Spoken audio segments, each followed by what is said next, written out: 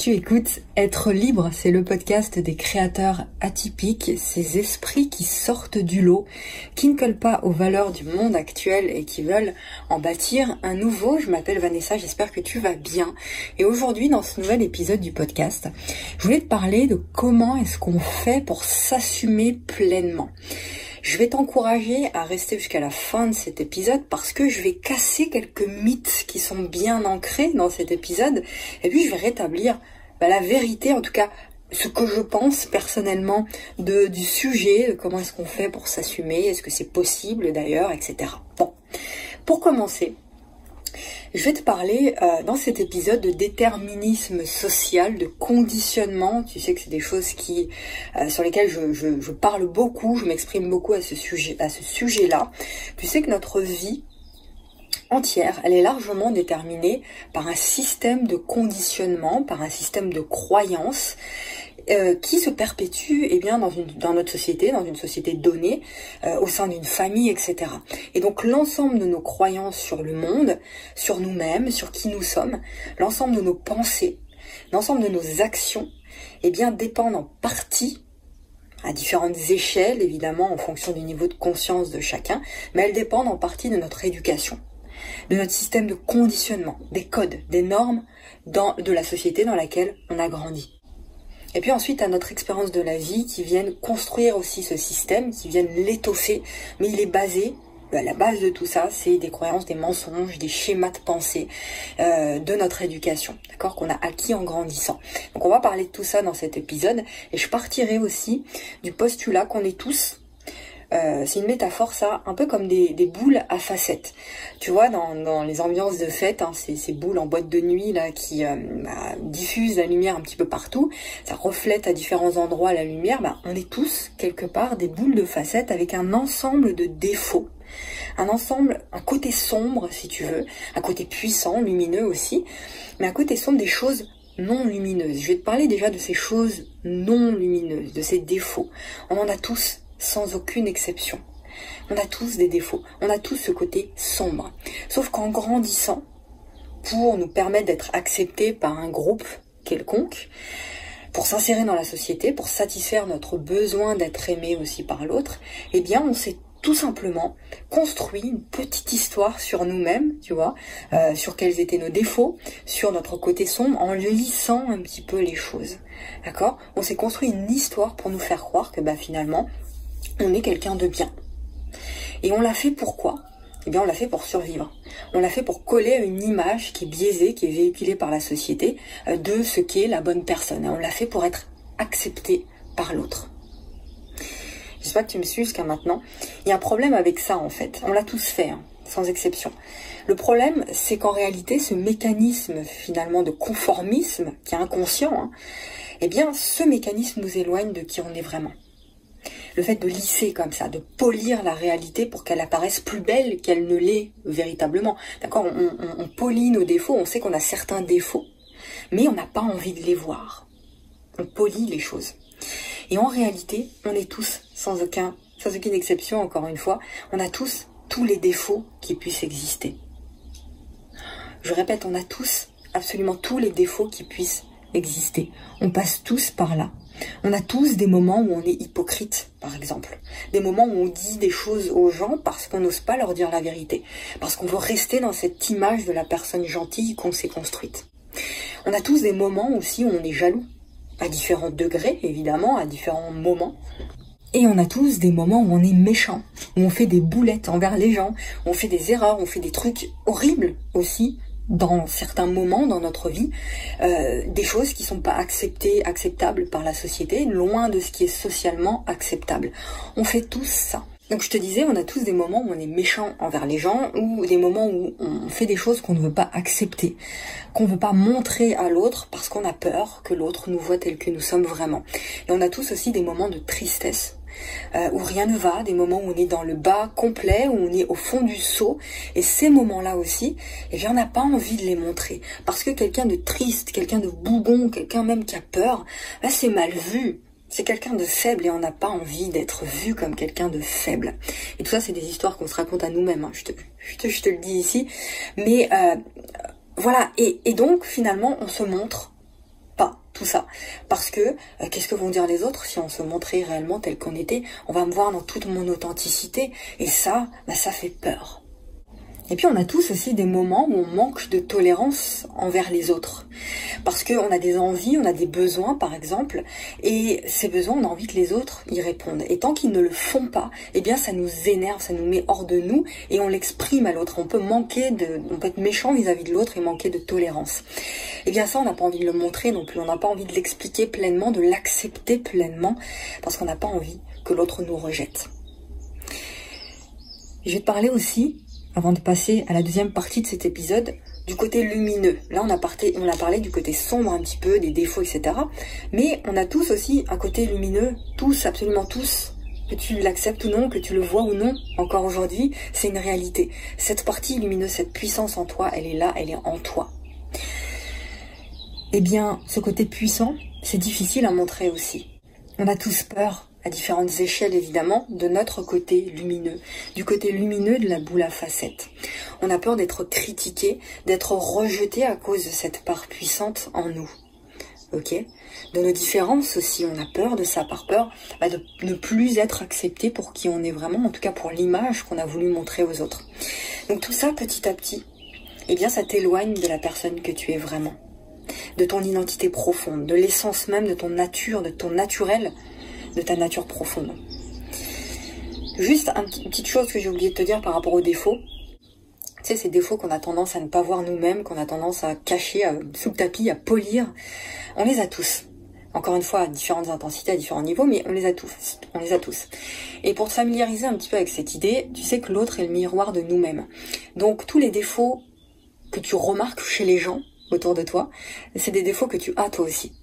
Que tu veuilles le voir ou pas, c'est des défauts que tu as, ou en tout cas c'est des choses avec des côtés sombres que tu révèles à certains moments de ta vie et qui sont en toi de toute façon.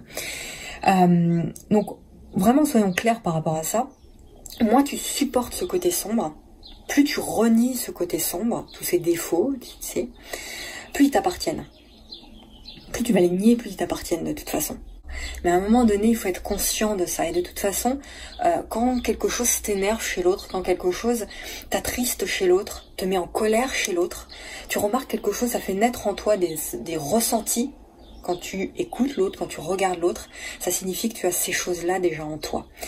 Donc ça, faut élever sa conscience à ça. Faut juste se mettre en mode observateur, s'observer au quotidien, réagir face à ce qui nous arrive, essayer de comprendre tout ça, se l'approprier et mettre en évidence tout ça. J'espère que tu comprends où je veux en venir ici.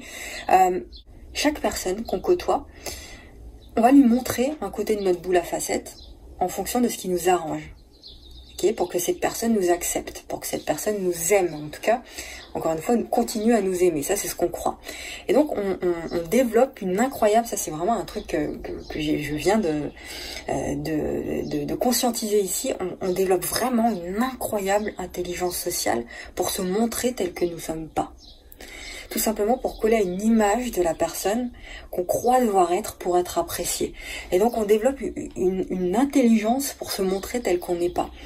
Et on fait ça au quotidien. Donc au fil des années, on commence à maîtriser ça, à maîtriser la plus belle personnalité qu'on veut montrer aux autres, mais qui n'est pas nous, qui n'est pas notre nature profonde. Ça, on est hyper, l'être humain est hyper bon pour faire ça, pour coller à une image qu'on croit devoir être, pour être apprécié.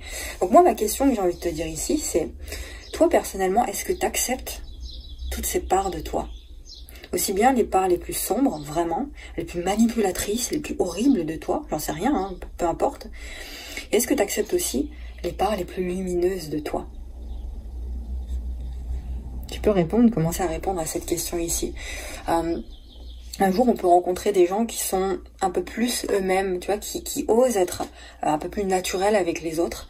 Et tu vas oser, en étant en contact avec ces gens-là, tu vas oser à ton tour être toi-même, être qui tu es vraiment. Mais tu vas pas oser du jour au lendemain comme ça.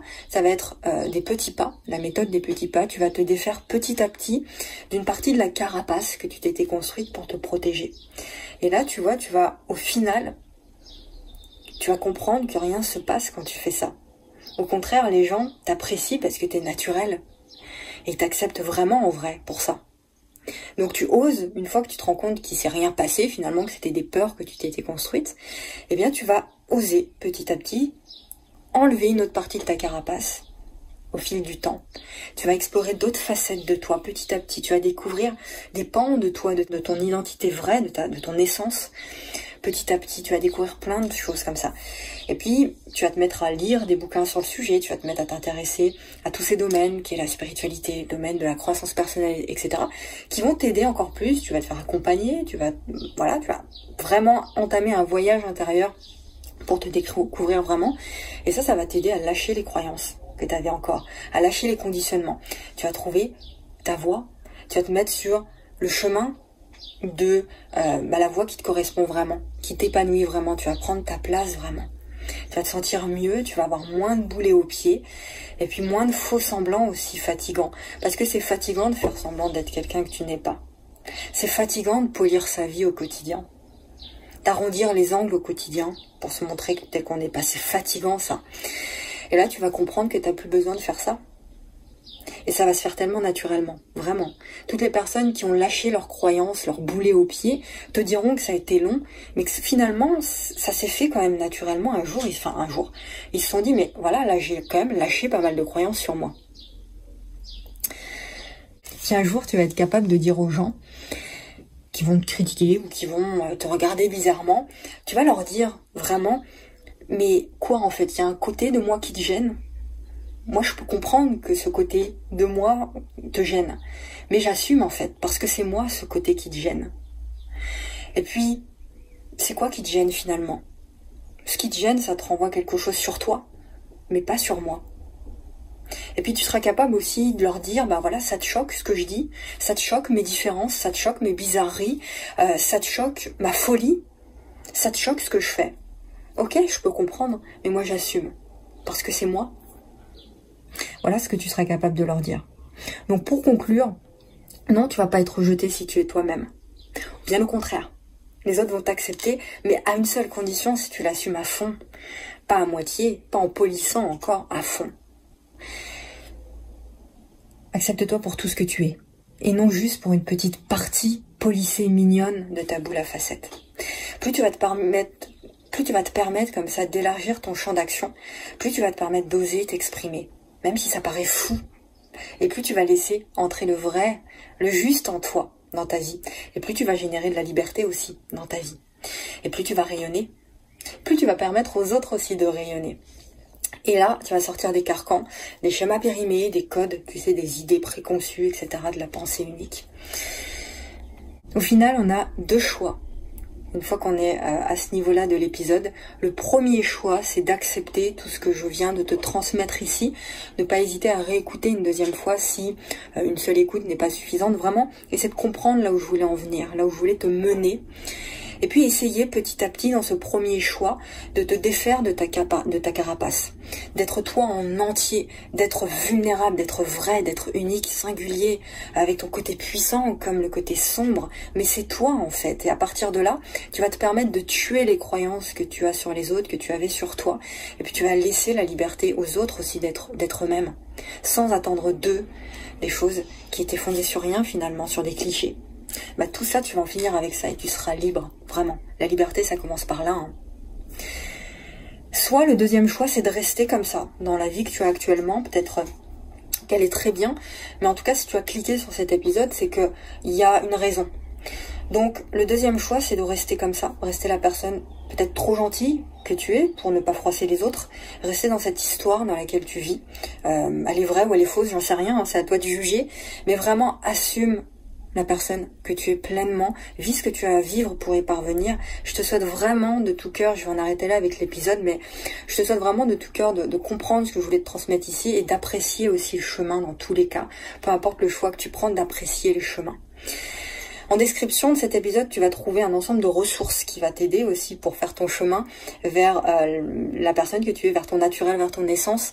Des ressources supplémentaires, rejoins-moi, les liens sont dans la description de cet épisode. Je te souhaite de tout cœur beaucoup de courage. À très vite pour un nouvel épisode. Et puis comme d'habitude, ose dire au monde qui tu es vraiment.